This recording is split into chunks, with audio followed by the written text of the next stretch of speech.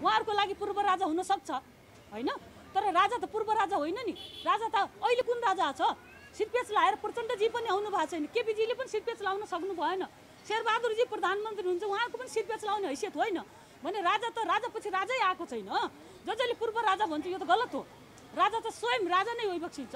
श्रीपाँच महाराधिराज ज्ञानेन्द्र शाहदेव सरकार पूर्व राजा होइन, त्यस पछाडि कुनै राजै आएको छैन। राजै दसैँको दिन जानुपर्छ भनेर हामीलाई त विभिन्न दुर्गम जिल्लाबाट पनि फोन आछ, टिका कति बजे हो हामी आउँछौँ भनेर। जुम्ला हुम्ला कालीकोट लगायत विभिन्न दुर्गम र सुगम जिल्लाबाट हामी आउँछौँ भनेर धेरै मान्छे कन्ट्याक्टमा छन्। अब हामीलाई नै गाह्रो भयो कि उत्तर दिन होइन। तपाईँले भन्नु पनि राजाको वकालत गर्नुहुन्छ, निकट हुनु होला भनिदिनुहोस् भन्ने आशय बोक्नुभयो नि, तपाईँलाई धन्यवाद दिन चाहन्छु। म तपाईँको मिडिया मार्फतै भन्छु के हाम्रो नि अहिले डाइरेक्ट त अहिले व्यक्तिगत भेटघाट त छैन होइन, त्यो नि बेला मौकामा होला हुन्छ भएको थियो होला, तर चाहिँ यो दसैँमा टिका लाउने जुन बन्द भएको छ नि सरासर यो गलत हो के। म धीरा सरकारलाई भन्छु, मलाई लाग्छ कतै न कतै विषय छोएकै छ र प्रष्ट रूपमा राजाले जनताका नाउँमा सम्बोधन गर्नुपर्छ कि भन्ने चाहिँ अहिले जुन जनताको र देशको आवश्यकता हो। म फेरि तपाईँको मिडिया मार्फत भन्छु कि अब राजाले खुलेरै बोल्नुपर्छ, खुलेरै बोल्नुपर्छ। अब पहिलाको जस्तो घुमाउरो पाराले लेखेर भनेर भन्दा पनि जति जनताको अहिले राजाप्रति चाहना छ, देश बचाउनको लागि राष्ट्रियता राष्ट्रिय स्वाधीनता बलियो बनाउनका लागि पनि राजाले बोल्नुपर्छ भन्ने जनताको चाहिँ मनमा उब्जेको अहिलेको गौरव पर्सन छ नि, यसलाई उत्तर त सरकारबाट दिनै पर्छ। राष्ट्रको एउटा पहिचान हिन्दू अधिराज्य थियो नि, त्यो अन्तर्गतको हाम्रो चाडबाडमा तपाईँले भन्नुभयो यसमा कुनै न कुनै षड्यन्त्र त बाह्य पनि हुनसक्छ र आन्तरिक पनि हुनसक्छ, किनभने तपाईँले पशुपति जोड्नुभयो नि त। पशुपति त राष्ट्रको देव हो, हामीले माने होइन त, राज्यले मानेको।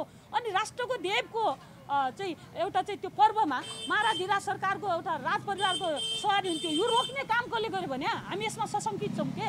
यसमा कुनै षड्यन्त्रले पनि हाम्रो जनताको अथवा चाहिँ राजाप्रतिको अथवा देशप्रतिको जुन आस्था छ नि घटाउने काम कतै भएको। धर्म सबै जातको साझा भइबक्सिन्छ, एउटा हिन्दूको मात्र होइन, फेरि अरू धर्मको मान्छेलाई पिर पर्न सक्छ र राजाले फेरि विभेद गरेको इतिहास पनि छैन, वर्तमान पनि छैन, हामीले पनि होइन।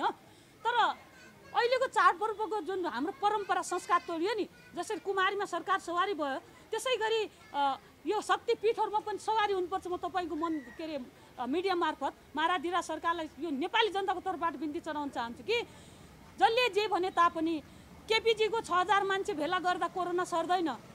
यो म अघि असनबाटै इन्द्रचोक हुँदै हामी चाहिँ न्यु रोड हुँदै ठाउँ ठाउँ गएर आयौँ, भिडभाड कति छ, ठाउँ ठाउँमा मान्छे हजार मान्छे पेला चाहिँ सामान किन्न आइराखेका छन्, त्यहाँ कोरोना सर्दैन। अनि महाराधिरा सरकार अष्टमीको दिन शक्तिपीठ घुम्दा अथवा हाम्रो धर्म संस्कृतिलाई जोगाउने एउटा चाहिँ परम्परा धान्ने चिजमा आउँदा कसले रोक लगाएको, यो कसले सल्लाह दिएको? यो आदरणीय दर्शकहरू, यतिखेर हाम्रो बिचमा हुन्छ राष्ट्रवादी नागरिक समाजका सहसंयोजक, विशेष गरी विभिन्न विषयहरूमा आफ्नो खरो प्रस्तुति दिएर आउनुहुने, नेपालमा राज संस्था पुनर्स्थापना हुनुपर्छ र हिन्दुत्व सँगै आउनुपर्छ भनेर अहोरात्र खट्नुहुने व्यक्तित्व हुन्छ लक्ष्मी मल्ल। धेरैका लागि उहाँका चिरपरिचित अनुहार हुन सक्छ र आज उहाँलाई हामीले एकसाथ उहाँलाई स्वागत छ। यहाँलाई धन्यवाद। आराम हुन्छ एकदम, तपाईँलाई ठिक छ। कस्तो छ बडा दशैँको बिचमा हाम्रो भेट भएको छ, कस्तो तयारी हुँदैछ? एकदम राम्रो छ। हाम्रो चाहिँ राष्ट्रवादी नागरिक समाजको आफ्नो मुभमेन्ट चलेकै छ। हामी दसैँका बिचमा पनि विभिन्न अब साथीभाइहरूसँग भेटघाट गरिराखेका छौँ र देशभरि र देश बाहिर रहनुभएका सम्पूर्ण नेपालीलाई हाम्रो हिन्दूहरूको महान चाड बडा दसैँको शुभकामना आदान प्रदान गरिराखेका छौँ। साथै राष्ट्रियताको विषयमा पनि चिन्तन मनन चाहिँ छलफल भइराखेको छ। जस्तो राज संस्थाको विषय लिएर आउनु भएको छ, यहाँले भनिराख्नु भएको छ राजा बाहिर सम्बोधन गरिबस्नु पर्यो भनेर पनि तपाईँहरू निर्मल निवास अगाडि गएर उभिनुभयो होइन, राजाले किन सम्बोधन गरिबस्दैन? यस्तो छ मित्र, राजा एक त नेता जस्तो बोल्न फ्याटफ्याट बोल्न अलि मिल्दैन, यो हामीले पनि बुझ्नुपर्छ। तर महाराधिरा सरकारका विभिन्न वक्तव्यहरू त जनताको नाम र देशको नाममा सम्बोधन आएकै छन्, यसमा दुई मत छैन। हामीले अस्ति 22 गते जुन सरकारलाई ज्ञापन पत्र बुझाएको थियो, तपाईँले स्मरण गराउनु भयो, त्यो ज्ञापन पत्रको मलाई लाग्छ कतै न कतै विषय छोएकै छ र प्रष्ट रूपमा राजाले जनताका नाउँमा सम्बोधन गर्नुपर्छ कि भन्ने चाहिँ अहिले जुन जनताको र देशको आवश्यकता हो। म फेरि तपाईँको मिडिया मार्फत भन्छु कि अब राजाले खुलेरै बोल्नुपर्छ, खुलेरै बोल्नुपर्छ। अब पहिलाको जस्तो घुमाउरो पाराले लेखेर भनेर भन्दा पनि जति जनताको अहिले राजाप्रति चाहना छ, देश बचाउनको लागि राष्ट्रियता राष्ट्रिय स्वाधीनता बलियो बनाउनका लागि पनि राजाले बोल्नुपर्छ भन्ने जनताको चाहिँ मनमा उब्जेको अहिलेको गौरव पर्सन छ नि, यसलाई उत्तर त सरकारबाट दिनै पर्छ। हेर्नुहोस्, जस्तो सचिवहरूबाट सन्देश आउँछ होइन, तपाईँहरू जस्ता अभियन्ताहरूले भन्नुहुन्छ होइन, नेपालमा श्रीपाँच महाराज धिराज ज्ञानेन्द्र वीर विक्रम शाहदेव भनेर सम्बोधन गर्नुहुन्छ, तर दरबारले दिने सन्देशमा त पूर्व राजा भनेर सम्बोधन हुन्छ नि। यो त एकदम सरासर गलत हो। म भन्छु जुनसुकै होस् के कर्मचारी उहाँहरूको लागि पूर्व राजा हुन सक्छ होइन, तर राजा त पूर्व राजा होइन नि। राजा त अहिले कुन राजा छ? सिरपेच लाएर प्रचण्डजी पनि आउनु भएको छैन, केपीजीले पनि सिरपेच लाउन सक्नु भएन, शेरबहादुरजी प्रधानमन्त्री हुन्छ उहाँको पनि सिरपेच लाउने हैसियत होइन भने राजा त राजापछि राजै आएको छैन। जसले पूर्व राजा भन्छ यो त गलत हो। राजा त स्वयं राजा नै भइबक्सिन्छ। श्रीपाँच महाराज धिराज ज्ञानेन्द्र वीर शाहदेव सरकार पूर्व राजा होइन, त्यस पछाडि कुनै राजै आएको छैन, राजै हो उहाँ। 2072 को संविधान जारी भएपछि दरबारले झन्डै अहिलेसम्म 500 भन्दा बढी विज्ञप्तिहरू जारी गरे होला। त्यो प्रत्येक विज्ञप्तिमा पूर्व नै भनेर सम्बोधन भएको छ नि। कहीँ सागर किमिल सिन्हाजीको निजी सचिवालय भनेर आउँछ, सचिव भनेर आउँछ, कहीँ फणिराज पाठक संवाद सचिवको नाममा आउँछ। तपाईँहरू के भन्नुहुन्छ? म त एउटा सचेत नेपाली नागरिकको नाताले अथवा राष्ट्रवादी नागरिक समाजको विगत 12 वर्षदेखिको सडक सङ्घर्ष गर्ने, राजतन्त्र र हिन्दू अधिराज्य कायम गर्नुपर्छ भनेर सडक सङ्घर्ष गर्ने एउटा सचेत नागरिकको नाताले म भन्छु, मेरो व्यक्तिगत तर्फबाट चाहिँ पूर्व राजा भन्नु हुँदैन। अझ पनि भन्छु महाराज धिराज सरकार राजै आएको छैन बाबा। म भन्छु अब सचिवज्यूहरूलाई अथवा कर्मचारीलाई आफूलाई सजिलो हुने कुरा गर्नुपर्ने पनि होला, बाध्यता होला, उहाँहरूको ठाउँमा होला, अथवा त्यो विज्ञप्ति लेख्ने को थाहा छैन है, नाम जसको बाहिर आए पनि। तर पूर्व राजा भन्नु त्यति जरुरी छैन कि जस्तो लाग्छ मलाई फेरि पनि। तपाईँहरू सनातन हिन्दू राष्ट्र अर्थात् हिन्दू अधिराज्य पनि भन्नुहुन्छ, राज संस्थासहितको हिन्दू पुनस्थापनाका लागि रात दिन अवरात्र रूपमा आवाज उठाइरहनु भएको छ होइन, तर राजा कता हो हिन्दुत्वबाट भागिरहेका छन् भनेर आरोप लाग्छ नि। तपाईँले भनेको कुरा मलाई नि खुल्दुली भएको थियो, एकदम राम्रो प्रश्न गर्नुभयो। अहिले मैले भने 2.5 करोड नेपाली जनताको मनमा श्रीपाँच महाराज धिराज ज्ञानेन्द्र वीर शाहदेव सरकारलाई नारायण नीति ल्याउनुपर्छ भनेर हामीलाई कमेन्ट लेख्नेहरू र हामीलाई भेटघाटमा अथवा हामीलाई सबै कुरा हामी जहाँ जहाँ जान्छौँ त्यहाँ हामीले यो कुरा पाएका छौँ र हो पनि होइन। तर अहिले हामी नेपालीहरूको एउटा बडा दसैँ भनेर हाम्रो मुखैमा आएको ठुलो चाड छ, जहाँ महाराज धिराज सरकार योभन्दा पहिला अष्टमीको दिन शक्तिपीठहरूमा पूजाआजा गर्ने चलन थियो र हाम्रो परम्परा पनि हो। शक्तिपीठमा पूजाआजा गरेर शक्ति आर्जन गर्ने हाम्रो त्यो परम्परालाई धान्ने एउटा चाहिँ राजाको चाहिँ जुन परम्परा छ यसलाई किन तोडियो भनेर मेरो मनमा पनि खुल्दुली भएको छ। र जुन अब राजा त हुन त सबै धर्म सबै जातको साझा भइबक्सिन्छ, एउटा हिन्दूको मात्र होइन, फेरि अरू धर्मको मान्छेलाई पिर पर्न सक्छ र राजाले फेरि विभेद गरेको इतिहास पनि छैन, वर्तमान पनि छैन, हामीले पनि होइन। तर अहिलेको चाडपर्वको जुन हाम्रो परम्परा संस्कार तोडियो नि, जसरी कुमारीमा सरकार सवारी भयो त्यसै गरी यो शक्तिपीठहरूमा पनि सवारी हुनुपर्छ। म तपाईँको के अरे मिडिया मार्फत महाराज धिराज सरकारलाई यो नेपाली जनताको तर्फबाट बिन्ती चढाउन चाहन्छु कि जसले जे भने तापनि केपीजीको 6000 मान्छे भेला गर्दा कोरोना सर्दैन। यो म अघि असनबाटै इन्द्रचोक हुँदै हामी चाहिँ न्यु रोड हुँदै ठाउँ ठाउँ गएर आयौँ, भिडभाड कति छ, ठाउँ ठाउँमा मान्छे हजारौँ हजार मान्छे पेला चाहिँ सामान किन्न आइराखेका छन्, त्यहाँ कोरोना सर्दैन। अनि महाराज धिराज सरकार अष्टमीको दिन शक्तिपीठ घुम्दा अथवा हाम्रो धर्म संस्कृतिलाई जोगाउने एउटा चाहिँ परम्परा धान्ने चिजमा आउँदा कसले रोक लगाएको, यो कसले सल्लाह दिएको? यो त गलत सल्लाह हो नि त। यदि सल्लाह भने सुन्नुहोस् न, यसले त कोरोना गरेको होइन लक्ष्मीजी। जस्तै अस्ति कुमारी यात्राको समयमा जस्तै इन्द्र यात्राको समय अन्तिम दिन कुमारी दर्शनका लागि राजाको मध्यरातमा भए पनि सवारी भयो, हजारौँ नेपालीहरू स्वतस्फूर्त रूपमा राजा जय जयकार गरे। तर त्यो भिडमा चाहिँ कोरोनाले कुनै त्रास नहुने, तर राजालाई शक्तिपीठ आउँदाखेरि सीमित मान्छेहरूको बिचमा चाहिँ कोरोना सर्ने कस्ता सचिवको कस्ता किसिमको सल्लाहकारहरूको बिचमा घेरिया छन् हो महाराज धिराज? त्यही मैले भने महाराज धिराज सरकारको स्वविवेकले भए पनि अथवा सल्लाहकारको चाहिँ सल्लाह अनुसार भए पनि किचन क्याबिनेट हुन्छ कि आफ्नो आफ्नो सबैको, त्यो भए पनि यो चाहिँ यदि त्यो भएको भए गलत निर्णय हो है। यो जनताको तर्फबाट भन्न चाहन्छु, यो अष्टमीको दिन अझ टाइम छ, सरकारले स्वविवेकी प्रयोग गरिबक्सेर शक्तिपीठमा चाहिँ सवारी हुनैपर्छ के। तपाईँले भन्नुभयो नि सरकारसँग जाने बेला त बाटो क्लियर हुन्छ, मन्दिरमा पुजारी बाहेक अरू कोही हुँदैन, त्यहाँ एउटा फुल अक्षता चढाउँदा ढोक्दा अनि यो हाम्रो धर्म संस्कृति जोगाउने एउटा परम्परा संस्कार जोगाउँदा अनि चाहिँ कोरोना त सर्दैन नि। अनि यो रोक्ने कारण के हो भनेर म फेरि पनि यसमा चाहिँ अचम्मित छु के। प्रश्न गरे के तपाईँ त दरबारसँग निकट हुनुहुन्छ होला, तपाईँ पनि मिडिया हो नि त। म त सचिवसँग मलाई थाहा छैन है, फेरि कर्मचारीको कुरा उहाँको आफ्नो कुरा हुन सक्छ होइन।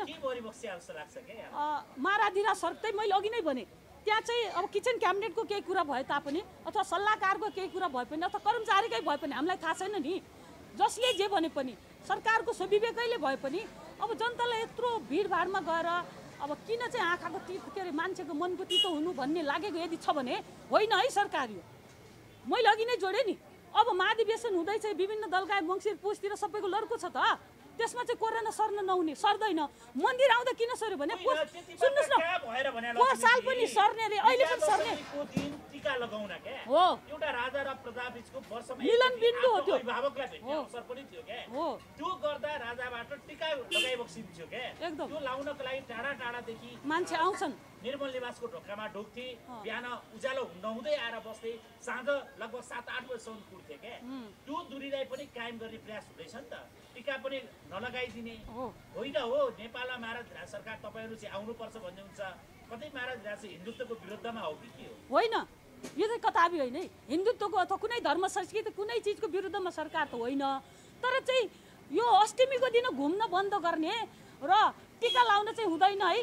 जनता यस्तो आस्थावान छ, करोडौँ जनता सरकारको नजिक परेर एउटा शब्द बोल्न पाइन्छ कि त्यो चाहिँ मौका कि त बर्थडेको दिन जुर्छ। हेर्नुहोस्, यो असार 23 गते सरकारको जन्मदिन हो नि त, त्यो दिन कि भेट हुने जनतासँग भेट हुने मौका जुर्छ कि त टीकाको दिन हो, दसैँको। मान्छे कुरेर वर्षौँ वर्ष राजालाई भेट्न पाइन्छ, मनका कुरा पोख्न पाइन्छ, राष्ट्रियताका कुरा पोख्न पाइन्छ भनेर मान्छे आतुर छन् के।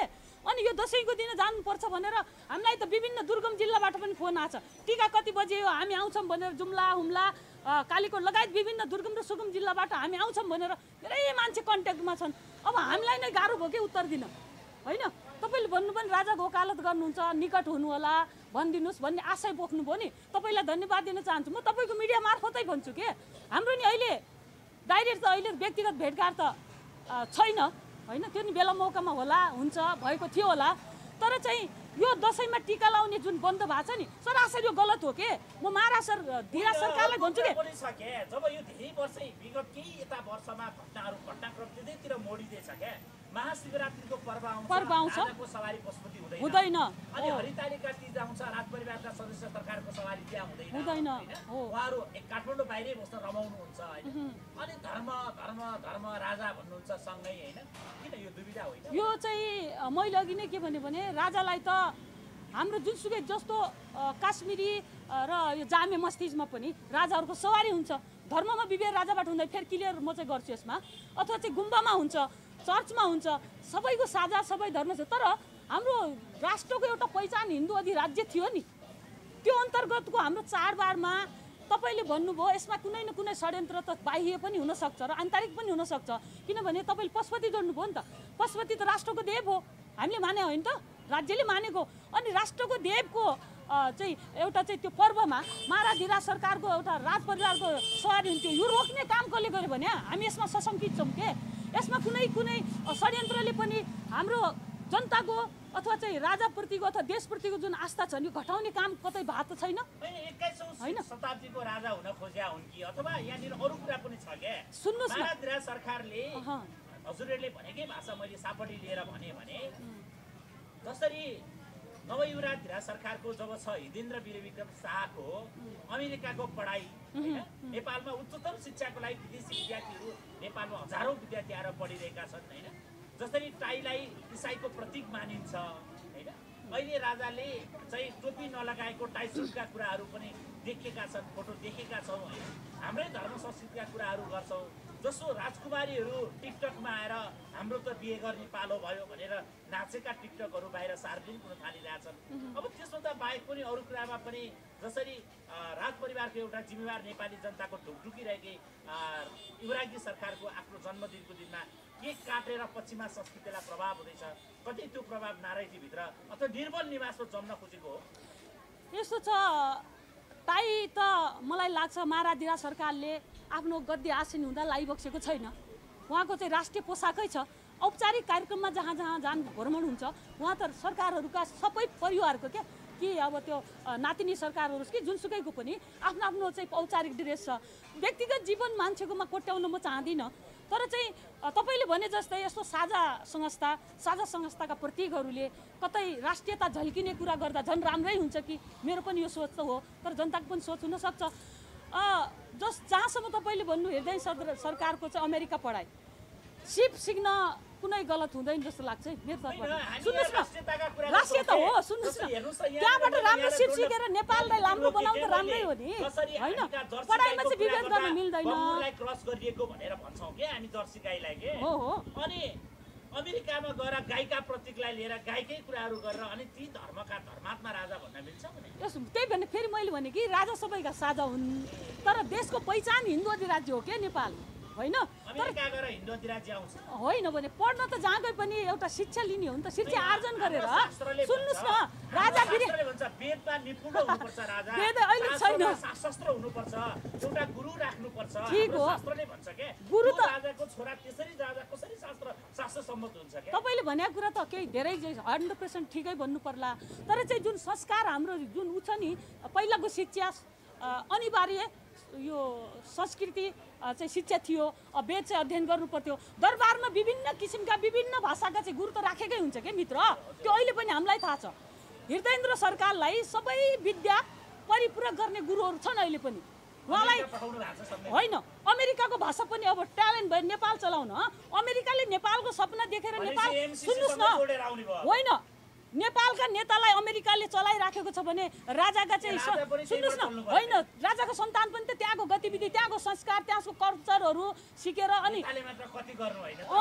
नै त्यो होइन। तपाईँ चाहिँ जानु पर्यो नि। सुन्नुहोस् न, तपाईँले भनेको कुरो लाई चाहिँ म काट्दै के भन्छु भने राजाहरू पनि विदेशमा बेलायतमा अमेरिकामा पढ्नुहुन्छ के, तर पढेर त्यो बेलायती शिक्षा नेपालमा ल्याएर यहाँको शासन शैली बेलायतीको जिम्मा लाउने होइन नि त। राजाले त गरेको छ त, राजा वीरेन्द्र पनि त बेलायत पढिबक्सेको, तर नेपाल आएर नेपाल त बेलायत बनाएको होइन नि। सुन्नुहोस् न, 2028 सालमा अब हृदयेन्द्र राजा वीरेन्द्र म तपाईँलाई समस्या थियो नि। सुन्नुहोस्, म फ्याट कुरा भनिदिउँ, हृदयेन्द्र सरकार त पृथ्वीनारायण शाह जस्तै एउटा चाहिँ व्यक्तित्व छ भन्ने कुरा आएको छ नि। उहाँ अमेरिका गएर पढेर आए पनि गइबक्सिया त छैन, हल्ला चलेको छ। मेरो विचारमा नजानु पनि सकिएला।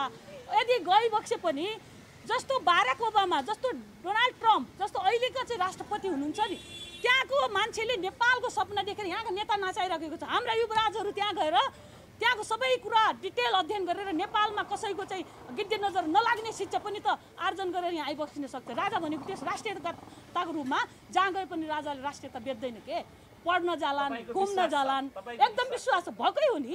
इतिहास हो, वर्तमान हो, भविष्य पनि त्यही हो, होइन? राजा जहाँ गए पनि सिप सिकेर आइबस्छ के। सुन्न चाहे हैन, बडा दशैं हामी नेपालीका घर दैलोमा प्रवेश भइसकेका छन्। स्वदेश तथा विदेशमा बस्नुहुने करोडौँ नेपालीहरूको आस्था र विश्वास छ, जसले घर आएर मनाउन पाउनु भएको छ अथवा स्वदेशमा रहेर पनि विविध कारणले दशैं मनाउन नसक्ने पनि दशैं मनाउन चाहने पनि छन्। यही बिचमा यहाँले अन्त्यमा के भन्नुहुन्छ? स्वदेश र विदेशमा रहनुहुने आम नेपाली मेरा प्यारा आमा बुवा दाजुभाइ तथा दिदीबहिनीहरू जो विदेशमा बस्नु भएको छ र यो आउँदै हाम्रो आइराखेको दशैँमा आफ्नो घरमा फोन मात्र गरेर फोनमा कन्ट्याक्ट गरेर बसिराख्नु भएको छ र विदेशमा रगत पसिना बगाएर नेपालमा रेमिटेन्स भित्र्याउनु भएको छ, विदेशको कानुनमा पिल्सिएर रात दिन नभनेर काम गर्नु भएको छ। तपाईँहरूको माझमा दशैँ नजिक नभए नि कृपया रमाएर बस्नुहोस्, रमाएर दशैँ मनाउनुहोस्, हाम्रो कल्चर नछोड्नुहोस्। र तपाईँलाई राष्ट्रवादी नागरिक समाजको उपसंयोजक लक्ष्मी मल्लको तर्फबाट हार्दिक शुभकामना व्यक्त गर्न चाहन्छु र स्वदेशमा बस्ने सम्पूर्ण नेपाली, सम्पूर्ण विश्वभरि छरिएर बसेका मेरा आमा बुवा दाजुभाइ दिदीबहिनीहरूलाई हार्दिक मङ्गलमय शुभकामना। राष्ट्रियता बलियो बनाउने चिन्तन गर्नुभएको छ, धन्यवाद ज्ञापन गर्न चाहन्छु र स्वदेशको राष्ट्रिय स्वाधीनता, हिन्दू अधिराज्य, राजतन्त्र पुनर्बहाली गर्ने अभियान, महान अभियानमा दशैँ पछाडि तपाईँलाई पनि हामी निम्ता दिनेछौँ र विश्वभरि छरिएर रहने नेपालीहरूलाई स्वदेशमा अहिलेदेखि नै निम्ता दिन चाहन्छु। आउनुहोस्, यो देश बचाउँ, यो देशमा युवाहरूलाई रोजगारको मुहान फुटाउने खाका राष्ट्रवादी नागरिक समाजसँग छ। महेन्द्रले खोलेका उद्योग धन्दालाई हामी पुनर्स्थापना गरेर आधुनिकीकरण गरेर हाम्रा सिपहरूलाई इन्जिनियर, पाइलट, डाक्टर जति पढ्न गएका अथवा लेबरी काम गएका हाम्रा नेपालीहरूलाई स्वदेशमै मनगन्य तलब दिएर हामी उद्योग धन्दा फस्टाउने काम गर्नेछौँ। पहिला राजतन्त्र ल्याउँ, हाम्रो धर्म संस्कृति गुमेका विषय जोगाउँ र यो देश परनिर्भर हुँदैछ, यो देशलाई जोगाउँ भन्ने तपाईँको मिडिया मार्फत म अनुरोध गर्न चाहन्छु र दशैँको शुभकामना व्यक्त पनि गर्न चाहन्छु। धन्यवाद यहाँलाई पनि।